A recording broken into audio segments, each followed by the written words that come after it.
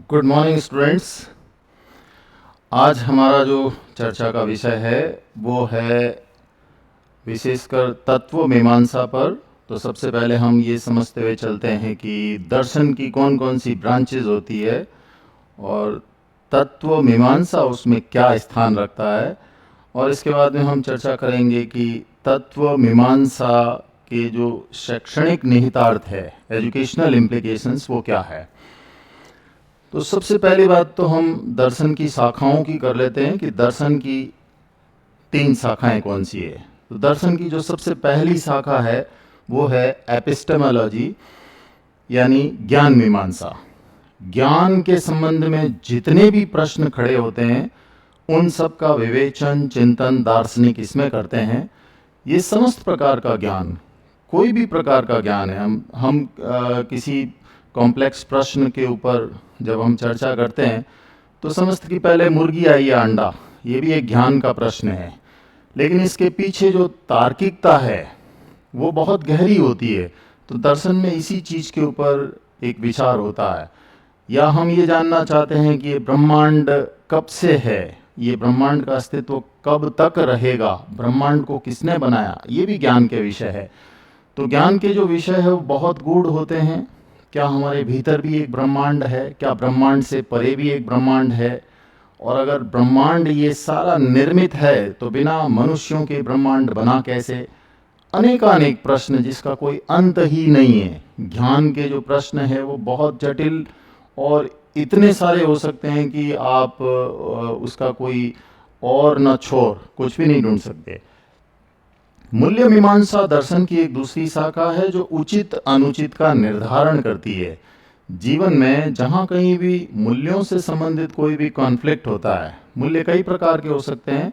मूल्य educational values हो सकते हैं, कल्चरल वैल्यूज़ हो सकते हैं, फैमिली वैल्यूज़ हो सकते हैं, पर्सनल वैल्यूज़ हो सकते हैं, पॉलिटिकल वैल्यूज़ हो सकते हैं, इकोनॉमिक वैल्यूज़ हो सकते हैं, एस्थेटिक वैल्यूज़ हो सकते हैं। There is long list of values, moral values, ethical values, environmental values, long list of values। इन सब में उचित अनुचित का एक व्यवहार होता है। दो चीज़ों में से एक चीज़ सही होती है, एक चीज़ गलत होती है। तो हम कैसे निर्धारण कर सकते हैं? 2 प्रकार के बिहेवियर व्यक्ति के हैं, उसमें से अगर आपको कहना हो इसमें से सही कौन सा गलत कौन सा, उसके पीछे कुछ लॉजिक्स होते हैं, उसमें कुछ बिहेवियरल साइंस जो ओवर द इयर्स मनुष्यों ने डेवलप की है, उसके अनुसार एक चीज़ गलत है, एक चीज़ सही है। तो कौन सी गलत है और वो क्यों गलत है, इसका निर्धारण इस मूल्य मीमांसा में किया जाता है। जैसे कुछ यूनिवर्सल वैल्यूज़ है कि हम अगर कहें कि सत्य और असत्य में अच्छा कौन सा है, तो मुझे लगता है दुनिया के हर कोनों में हर कोई व्यक्ति यही कहेगा कि असत्य से सत्य अच्छा है। ये एक यूनिवर्सल वैल्यू एस्टेब्लिश हो चुका है। दर्शन की विचारधारा में कुछ ऐसे विचार होते हैं जो समय के साथ में धीरे धीरे एस्टेब्लिश हो जाते हैं। हम कहें नॉन वायलेंस और वायलेंस में अच्छा क्या है, तो निश्चित रूप से हम कहेंगे कि नॉन वायलेंस यानी अहिंसा अच्छा है। तो इस प्रकार से मूल्यों की भी एक मीमांसा होती है, और मूल्य जो है वो न केवल भारतीय दर्शन में बल्कि पाश्चात्य दर्शन में भी, भारतीय दर्शन में निश्चित रूप से मूल्यों की एक श्रृंखला बहुत ही अद्भुत और ज़बरदस्त है, लेकिन पश्चिमी दर्शन में भी मूल्य के ऊपर काफ़ी चर्चा हुई है। उसके बाद में आती है तत्व मीमांसा। तत्व मीमांसा मतलब तत्वों के संबंध में सारी चर्चा। तत्व, अब सभी प्रकार के तत्व, तत्व जिसमें छोटे से छोटे जो कण हैं, अणु है, परमाणु है, और परमाणुओं के फिर और छोटे हिस्से जिनमें उसमें उनके जो नाभिक होते हैं उनके ऊपर प्रोटॉन, न्यूट्रॉन, इलेक्ट्रॉन जो घूमते हैं वहाँ तक, और जो एटम का सबसे छोटा रूप जो कार्बन के रूप में सबसे छोटा होता है, उनकी भी चर्चा। फिर उनसे बने पदार्थों की चर्चा, और पदार्थों के बाद में उन पदार्थों का मनुष्य के ऊपर, मनुष्य के भावों के ऊपर पड़ने वाले असर की चर्चा, और उन पदार्थों से उनको देख करके मनुष्य के अंदर उत्पन्न होने वाले चिंतन पर चर्चा, मनुष्य के अस्तित्व की चर्चा, और समस्त प्रकार के तत्व। हमारा शरीर भी 5 तत्वों से बना हुआ है, तो इन 5 तत्वों में भी एक चिंतन कि हमारा शरीर में वास्तव में डोमिनेटिंग एलिमेंट कौन सा है। अगर हमारे शरीर को हम इन 5 तत्वों से ही बना माने, या और कोई इसके अंदर एक चेतन तत्व दूसरा होता है, या कोई चेतना, कॉन्शियसनेस, आत्मा, वो भी एक तत्व है। इस प्रकार के कई प्रश्न, यहाँ भी प्रश्नों की कोई सीमा नहीं है, अनंत प्रश्न इसमें पूछे जा सकते हैं। और यहाँ मुझे एक सार्त्रे का कथन याद आता है, बड़ा रोचक कथन है। सार्त्रे जो कि एक वेस्टर्न फिलोसोफर हुए हैं, वो ये कहते हैं कि मैंने पदार्थों को देख देख करके अपने पूरे जीवन में भावनाएं गढ़ी है। यानी समस्त प्रकार की हमारी जो भावनाएं हैं, जो संसार हमने भावनाओं को गढ़ा है, वो अमूर्त चीज़ें, जो अमूर्त हमारी संकल्पनाएं बनी है, वो समस्त प्रकार की मूर्त चीज़ों को देख करके वो संकल्पनाएं बनी है। मतलब जैसे समझने की कोशिश कीजिए कि हम एक मूर्ति को देखते हैं जिसका यूं देखिए तो कोई चलायमान स्वरूप उसका नहीं है, लेकिन फिर भी उस मूर्ति से हमारी कितनी आस्था जुड़ जाती है, कितना हमारा भाव उससे जुड़ जाता है। तो मनुष्य की जो अमूर्त संकल्पनाएं हैं, वो सारी इन पदार्थों को देख करके निर्मित हुई है। इस पदार्थ जगत में जो कुछ भी दिख रहा है उससे निर्मित हुई है। तो कितनी सुंदर बात उन्होंने कही है। तो इस प्रकार से दर्शन की 3 शाखाएं हैं। अब हम आगे चलते हैं दर्शन की इन 3 शाखाओं में। आज का हमारा जो चिंतन का विषय है वो रहेगा तत्व मीमांसा। तो देखिए, तत्व मीमांसा, तत्व मीमांसा जैसा शब्द से ही पता चलता है कि तत्व की मीमांसा, मेटाफिजिक्स। वैसे इसकी जो मेन फिलोसोफर्स हैं, एक बार पहले हम इसकी चर्चा कर लें, फिर तत्व मीमांसा को थोड़ा सा समझते हैं शाब्दिक रूप से। देखिए, इस स्कूल के जो एक तरह से समर्थक रहे हैं, चिंतक रहे हैं, फिलोसोफर्स रहे हैं, उसमें प्लेटो है, अरस्तु है, ऑगस्टाइन है, थॉमस एक्विनास है, जॉर्ज बकले हैं, एमानुएल कांट है, हीगल है, सार्त्रे है। ऐसे कुछ विद्वान पश्चिम जगत में इस फिलॉसफी के समर्थक रहे हैं। और भारत में भी ये फिलॉसफी अपने तरीके से डेवलप हुई। उसको हम अलग कक्षा में अलग तरीके से डिस्कस करेंगे कि तत्व मीमांसा के संदर्भ में भारतीय चिंतक और फिलोसोफर्स क्या सोचते हैं। अभी फिलहाल हम पश्चिमी जो फिलोसोफर्स हैं उन तक ही कंसर्न है। तो मेटाफिजिक्स, ये शब्द देखिए, अरस्तु और उन्होंने जो पुस्तकें लिखी है उसमें फिजिक्स का उल्लेख होता है। तो फिजिक्स से परे, फिजिक्स से मेटाफिजिक्स का मतलब पराभौतिकी, एक शब्द अक्सर काम में आता है, पराभौतिकी, ये भी काम में आता है, पराभौतिकी। यानी ये शब्द भौतिकी से परे। हालांकि ये भी थोड़ा सा डिबेटेबल है कि भौतिकी से परे ऐसा कैसे होता है। भौतिकी भी तो इसी तत्व मीमांसा का हिस्सा है कि आज आइंस्टाइन और न्यूटन ने कुछ नए सिद्धांत खोजे, कुछ नई धारणाएं, कुछ नए नियम खोजे, तो क्या वो इसमें शामिल नहीं होंगे? निश्चित रूप से वो भी उनके दर्शन का हिस्सा था। और उनके दर्शन से ही एक एप्पल ऊपर ही क्यों नहीं गया, नीचे क्यों गिरा, ये भी तो एक दर्शन का हिस्सा है। तो ये जो यूरेका वाला भाव है कि ये जो एप्पल है वो नीचे क्यों गिरा, ये भी इसी दर्शन का हिस्सा है। तो फिजिक्स भी दरअसल अपने आप में एक फिलॉसफी ही है। लेकिन मेटाफिजिक्स मतलब अब तक जो फिजिक्स को जान लिया गया है, या जो संसार, भौतिक संसार हमें दिख रहा है, जिसको हम उस स्वरूप में समझते हैं, उससे परे सोचना। ये दरअसल अरस्तु के बाद के कुछ, जिन्होंने अरस्तु की किताबों का विवेचन किया, और उन्होंने उनकी किताबों का विवेचन करने के बाद में उन्होंने फिजिक्स लिखा अपनी पुस्तकों में। तो बाद के जो विचारक थे, क्रिटिक्स थे, उन्होंने मेटाफिजिक्स लिखा कि जो फिजिक्स जो सोची गई अब तक दार्शनिकों के द्वारा, उसके आगे की सोच।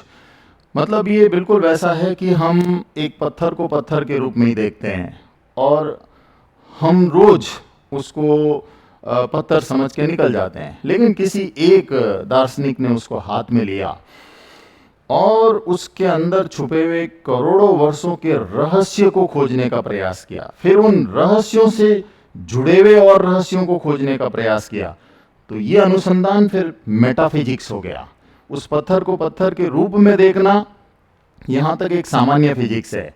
उस पत्थर में गुरुत्वाकर्षण ढूंढना ये थोड़ी असामान्य फिजिक्स है, लेकिन उस पत्थर में छुपे हुए ब्रह्मांड के रहस्य ढूंढना, तो मुझे लगता है फिर ये एक तरह से मेटाफिजिक्स हो गई।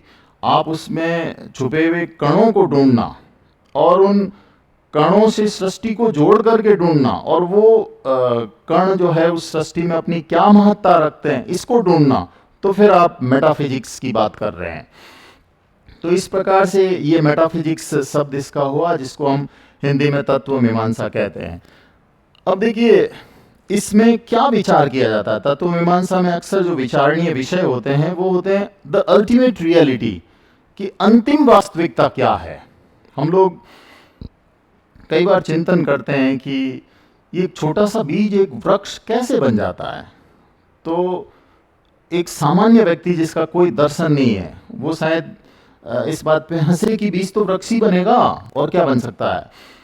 तो ये एक लेमैन, एक सामान्य व्यक्ति की सोच ही होती है, क्योंकि वो दर्शन की विचारधारा से बिल्कुल हट करके एक सामान्य विचारधारा पे सोचता है।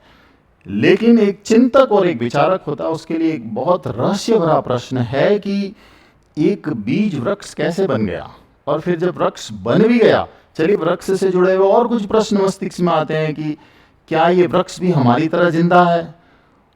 और पहले तो कई बार ये भी प्रश्न आता है कि क्या हम वाकई जिंदा हैं। ये भी एक फिलोसोफर प्रश्न सोच सकता है कि जैसे दूसरे 5 तत्व चल रहे हैं वैसे मैं भी चल रहा हूँ, तो क्या मैं जिंदा हूँ, और जिंदा है तो मुझे जिंदा कौन रखे हुए हैं, क्या कोई चेतन तत्व जिंदा रखे हुए हैं, या मेरा शरीर खुद ही अपने आप को जिंदा रखे हुए हैं।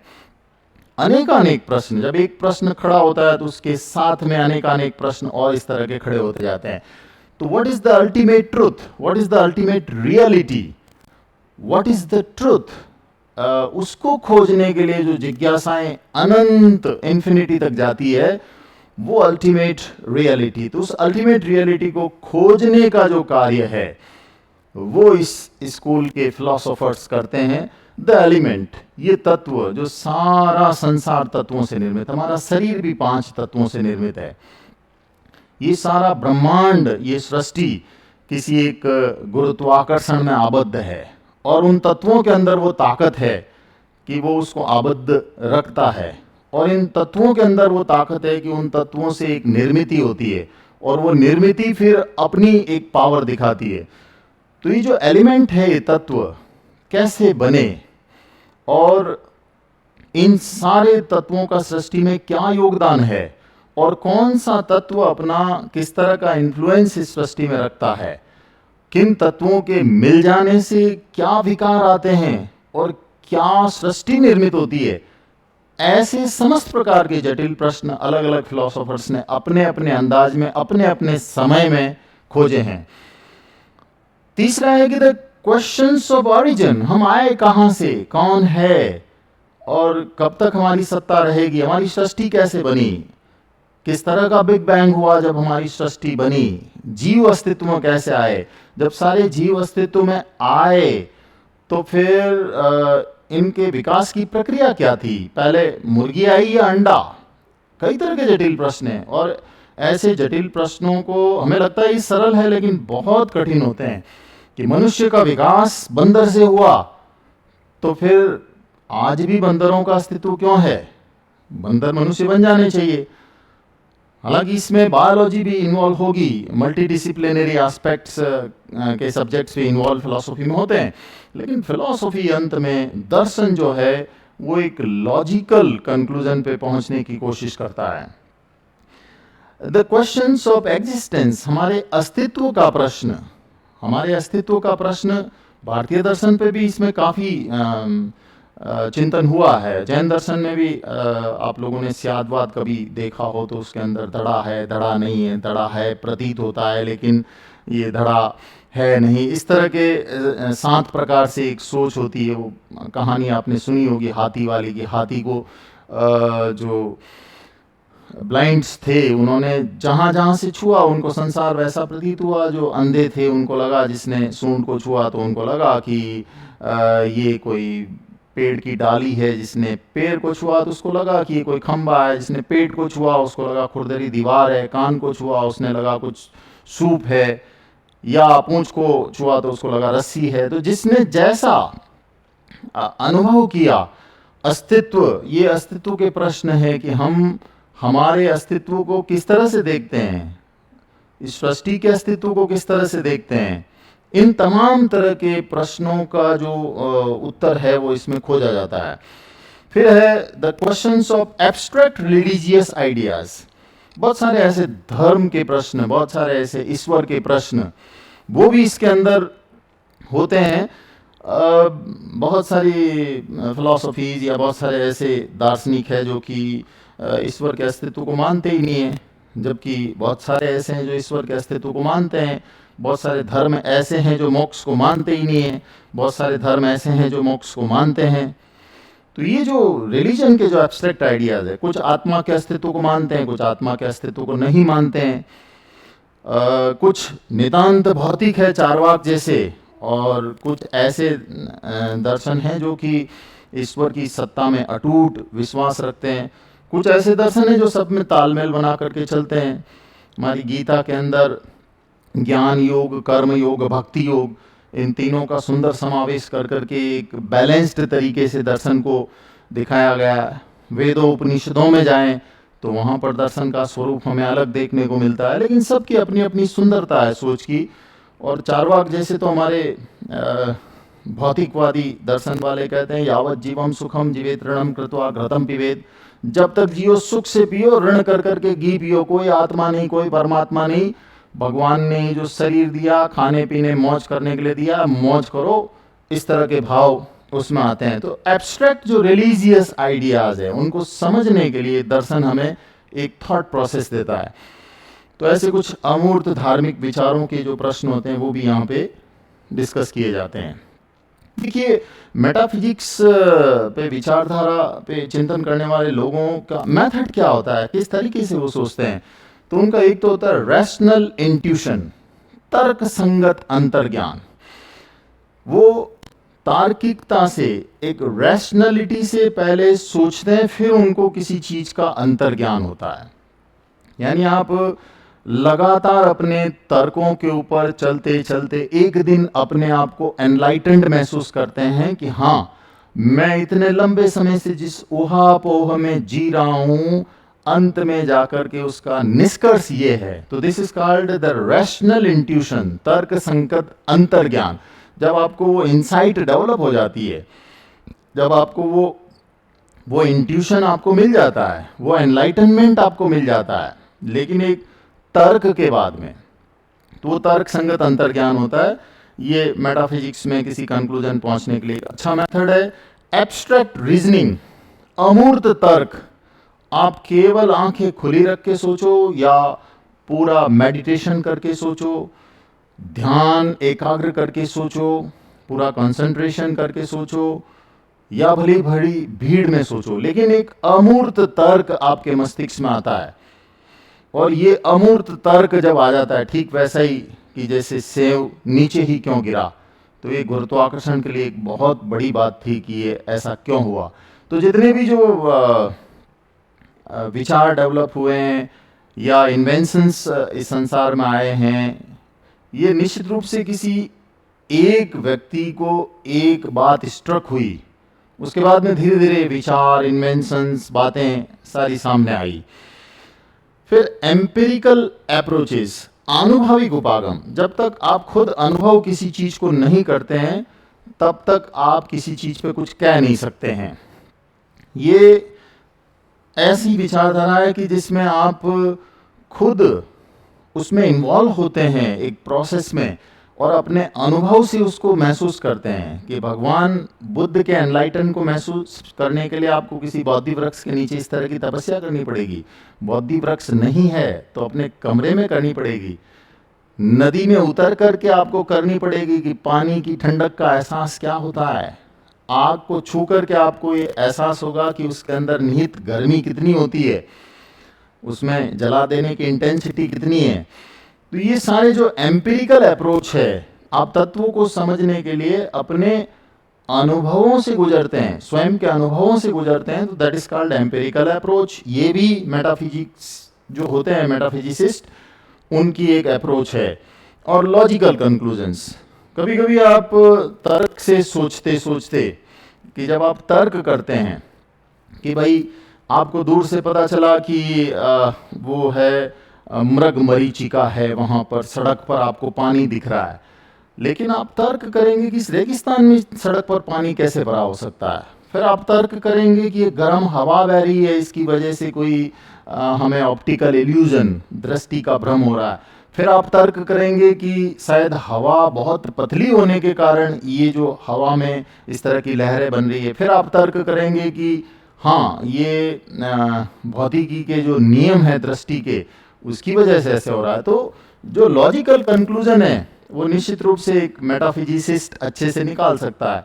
तो वहां पर आप सत्य के करीब पहुंच जाते हैं। प्रोफाउंड थिंकिंग, बहुत गहन चिंतन करके। कई बार आप दुनिया के असर की वजह से इतनी बातें दुनिया की सीख चुके होते हैं कि उसको मिटाए बगैर एक नए कॉन्सेप्ट को आप सीख ही नहीं सकते। तो सबसे पहले उसको मिटाना, जो आप गलत तरीके से सीख चुके हैं, उसके बाद में एक नए ज्ञान को अपने अंदर धारित करना। तो that is called profound thinking, गहन चिंतन। वो गहन चिंतन तभी संभव है जब आप इस तरह का गहन चिंतन वाकई करते हैं, उस गहनता तक जाते हैं, पूरी तरह से डूब करके किसी नए विचार को आप ले सकते हैं। तो ये उनके मेथड्स हैं। उसके बाद देखिए, तत्व मीमांसा की शाखाएं भी है, और वो 4 शाखाएं हैं।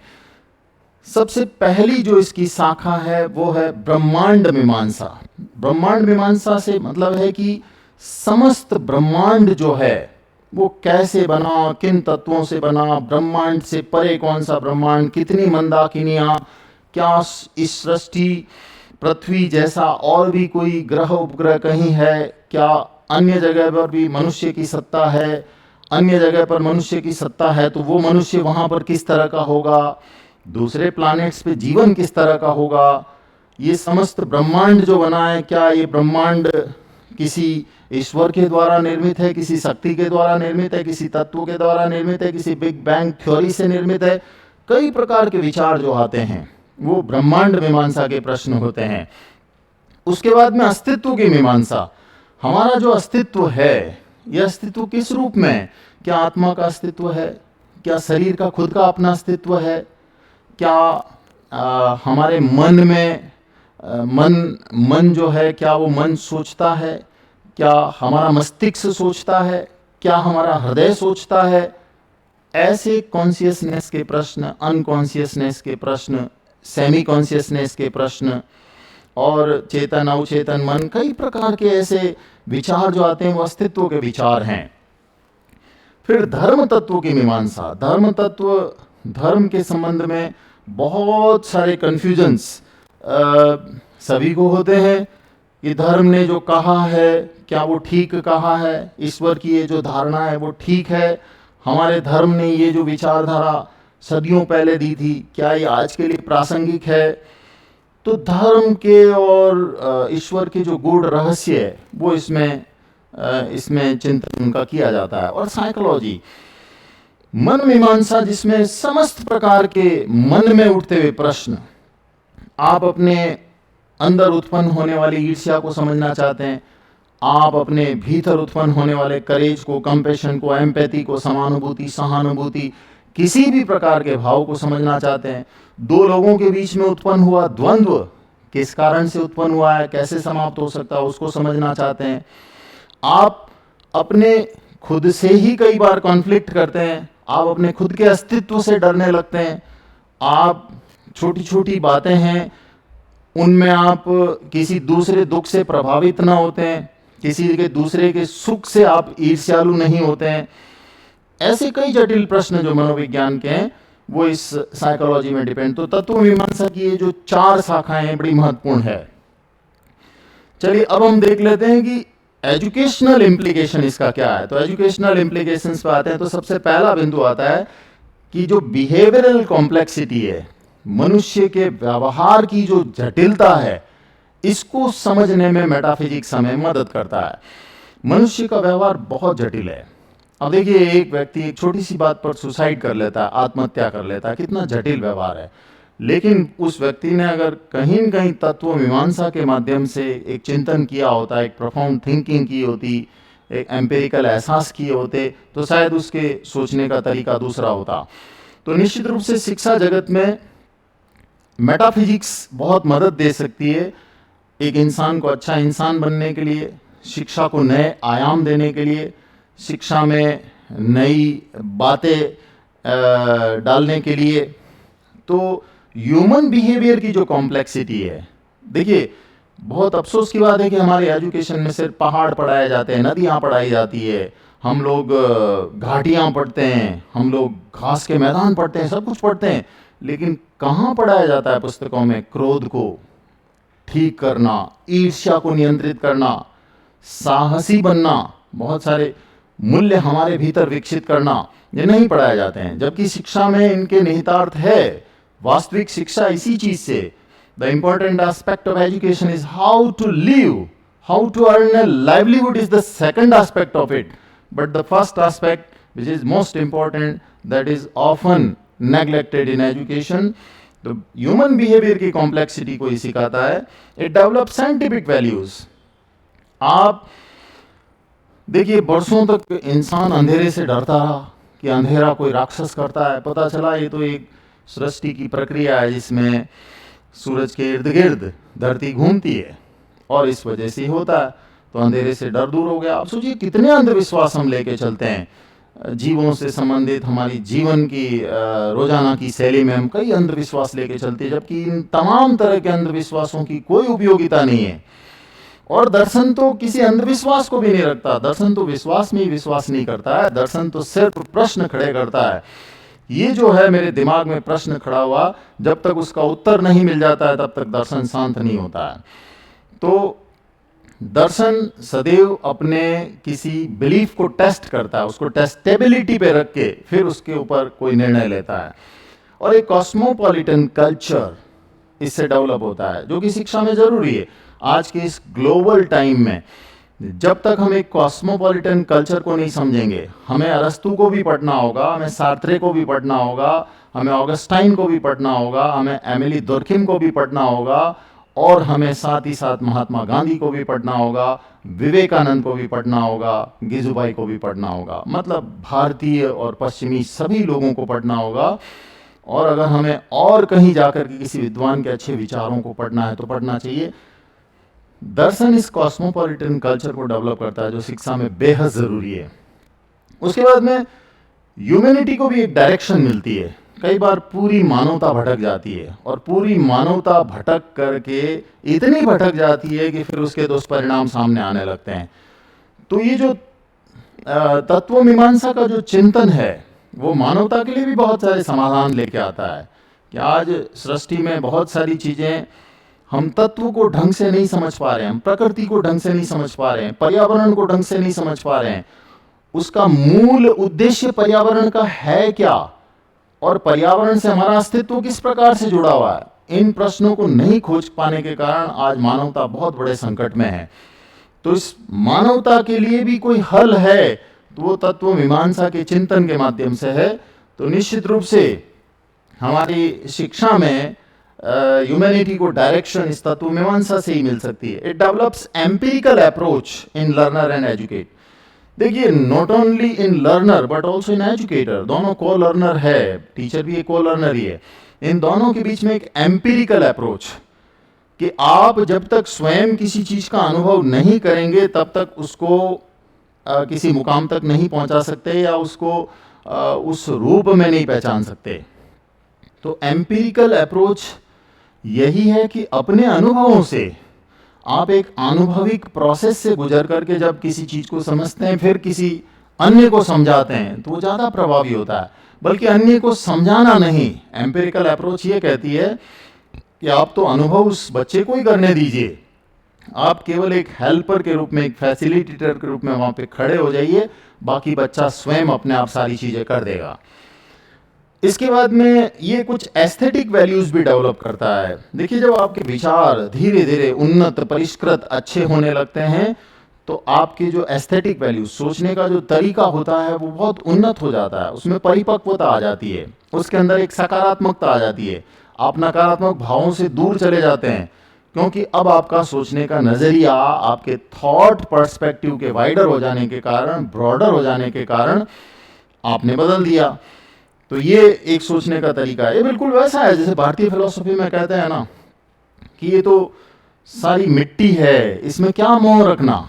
आप सोचिए, ये सोचने का तरीका बदल गया, आपके एस्थेटिक वैल्यूज बदल गए पूरे, और आप अपना पूरा नजरिया सुख और दुख का एक छोटी सी बात से बदल देते हैं। ये भी एक दर्शन का हिस्सा है। It helps in developing logical mind. मस्तिष्क जब लॉजिकल होता है तो देखिए गणित भी आपके अंदर बहुत सारे मतलब गणित भी एक मेटाफिजिक्स का हिस्सा है कि आप कई बार आपके मस्तिष्क को लॉजिकल बनाती है। केमिस्ट्री कई बार आपके मस्तिष्क को लॉजिकल बनाती है। भाषाएं कई बार आपके मस्तिष्क को लॉजिकल बनाती है। लेकिन लॉजिकल माइंड एक मेटाफिजिसिस्ट यानी उस सोच को रखने वाला डेवलप कर सकता है, लेकिन वो निश्चित रूप से शिक्षा जगत में हेल्प कर सकता है कि आप किस प्रोसेस से बच्चों को पढ़ाएं, क्या पाठ्यक्रम में इंटीग्रेट करें, तो लॉजिकल माइंड डेवलप हो सकता है। It helps in setting the right curriculum.